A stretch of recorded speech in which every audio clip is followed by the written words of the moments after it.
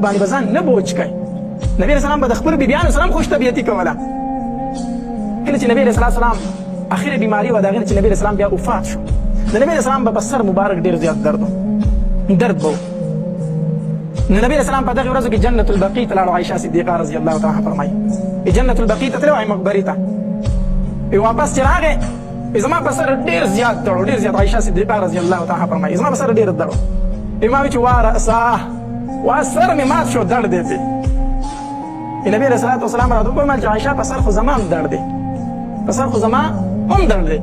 ما وفرمایل چې د الله پیغمبر په سر مې ډېر زیات درد دی که نه ماتېږي مې سر.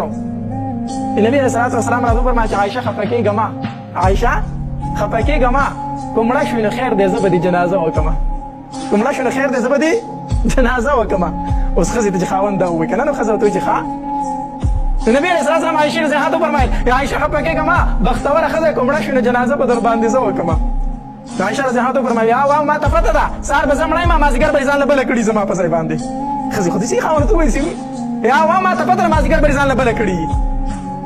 نبی علیه الصلاة والسلام ورته وخندل عایشه الله به تا ستا د دې درد نه سمه کړي، سمه به شي خیر دی، خو زما په سر چې کوم درد دی د دې درد نه به زه پانه سم او د دې درد د وجې نه به زه د الله سره ملاقات کوم.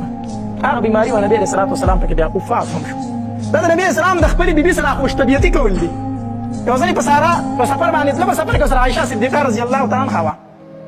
نبي علیه الصلاة والسلام صحابه ورته وفرمایل شابه ځئ مخکې ځئ شابه قافله وباسئ. ټول مخکې لاړو، خوشه میدان پاتې شو. نبي علیه السلام عایشه صدیقه رضی الله تعالی عنها ته فرمایي چې عایشه د منډې مقابله کوو، عایشه د منډې مقابله کوو. عایشه صدیقه رضی الله عنها ته وفرمایل چې د الله پیغمبره ولې نه چې مقابله وکړو. عایشه صدیقه رضی الله تعالی عنها وړه جینۍ وه، د بدن نه سپکه وه. موږ منډه کړه، زه د نبي علیه السلام نه په منډه کې مخکې شوم، مخکې شو. ډېره موده بعد په بل سفر باندې تلو، بیا چې داسې یو خوشه بیابان راغی، نبي علیه السلام قافلې ته شابه ځئ مخکې ځئ وځئ. ټول صحابه مخکې لاړو. چې لاړو زه نبي علیه السلام یوازې پاتې شو. ما ته چې عایشه د منډې مقابله کوو، ما ورته ویل چې د الله پیغمبره کوو د منډې مقابله. چې منډه خو ووهله دا ځل رانه نبي علیه الصلاة والسلام مخکې شو، ځکه زه اوس درنه شوی وم، بدن مې غټ شوی و.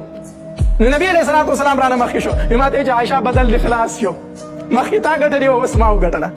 دا ګوره د خپل کور والا سره هغه خوش طبیعتي کول دي د نبي علیه السلام. دا د نبي علیه الصلاة والسلام اخلاق مبارک دي.